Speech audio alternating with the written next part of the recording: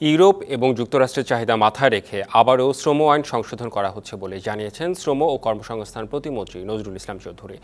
আগামী সংসদ অধিবেশনে এটি উত্থাপন করা হবে বলেও জানান তিনি। রাজধানীর বিজয়নগরে শ্রম ভবনে আয়োজিত এক সংবাদ সম্মেলনে এসব কথা বলেন প্রতিমন্ত্রী। তিনি আরও বলেন, এর ফলে শ্রম আইন যুগোপযোগী হবে। অনুষ্ঠানে কলকারখানা ও প্রতিষ্ঠান পরিদর্শন অধিদপ্তরের মহাপরিদর্শক আব্দুর রহিম খান জানান, সরকারের কাছে এই মুহূর্তে প্রকৃত শ্রমিকের সংখ্যা নিয়ে কোনো ডাটাবেজ নেই।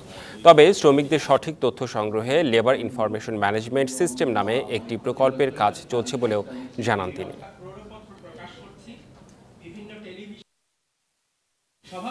কোনো শ্রমিক টাকা পায় না এ কথা বলতে পারে, হয়তো ওনাদের চাহিদা অনুযায়ী পায়।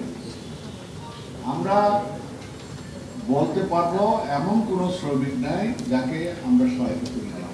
শুধু আইন পাশ হলো ইমপ্লিমেন্ট হবে না এ কথা আপনি ভাবতে পারেন।